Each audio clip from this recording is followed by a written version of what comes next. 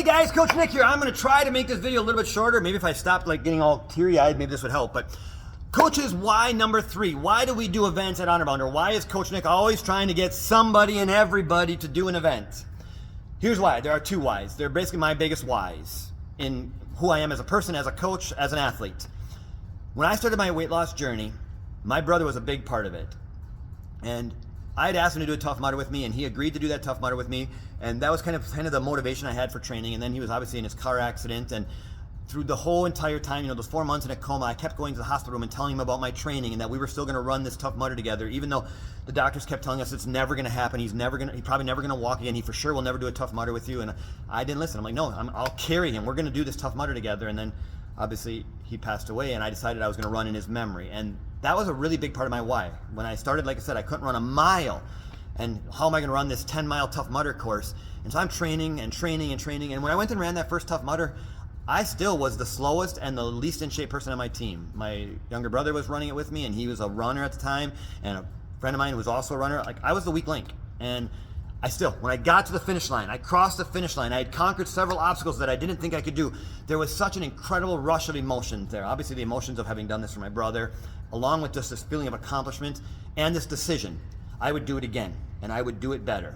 And so I started training even more intense, and I was like, I'm going to do this. I'm going to run this thing. And next thing you know, I'm no longer the weakest link on my team. And then pretty soon I can run the entire thing, and I can conquer all the obstacles. And then I hear about a Spartan race, and I'm going to do that. And then I'm like, that was so much fun. And then I'm going to do this without failing any obstacles. And then I'm going to get into the age group category. And then I'm going to get into the top 50. And then I'm going to get into the top 20. And then I'm going to make it into the top 10. And that was kind of my journey, and that's part of the secret from my own weight loss journey. The weight loss happened as I was doing all that stuff. Next thing you know, I'm running further, I can lift more, I'm stronger, I'm faster, I'm quicker, and I'm becoming the dad. We're making playground stuff, and that was a big part of my why. But deeper than that, and I don't know if I've ever shared this story, is my mom's story. I lost both my parents very young. My mom lost her battle to cancer when she was 46 years old. My mom was so overweight that she had a tumor the size of a softball, and we didn't know that. And I'm not picking on her for her weight. I'm a proud, self-proclaimed mama's boy. But she was so overweight, she had a tumor the size of a softball, and we didn't know that.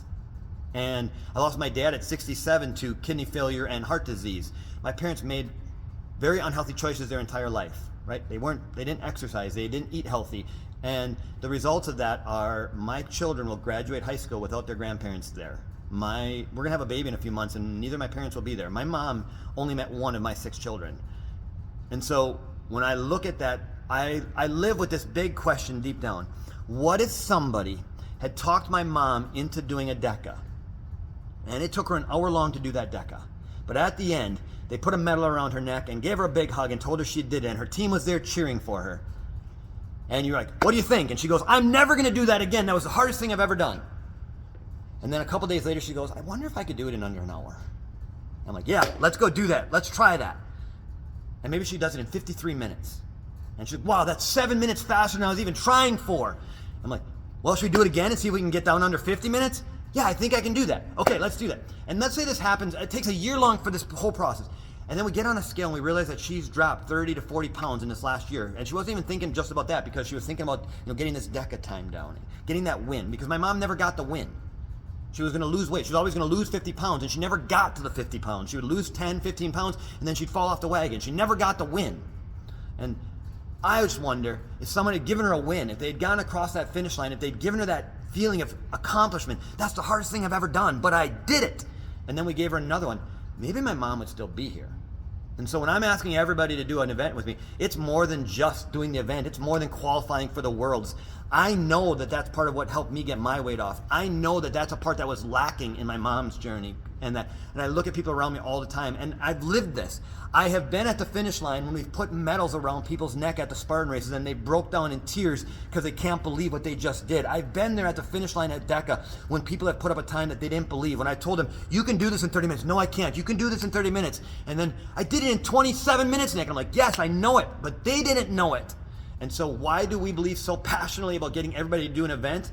That's why, because I believe that if I could get every single person across a finish line, I don't care what that finish line is. Across the Bellin, across the Cellcom, across the DECA finish line, across a Spartan, a Savage Race, whatever it is, some finish line that they've never done, that they've never believed that they could do it, and give them that win, and then get them to set another finish line. After 3 or 4 finish lines, I genuinely believe that most people would be much more successful in their weight loss journey, because instead of coming into the gym and trying to see how many calories they can burn, instead of coming into the gym every Monday and getting on the scale to see if they lost another pound or not, they'd have a bigger reason. And I believe that as they chase those reasons, the scale, the weight, the calories would take care of themselves. And I'm living proof that it worked in my life. And it's not just because, well, what works for Nick will work for everybody. I understand that, but I genuinely believe there's something magical in crossing a finish line, especially when you cross that finish line with your team around you and you get that win.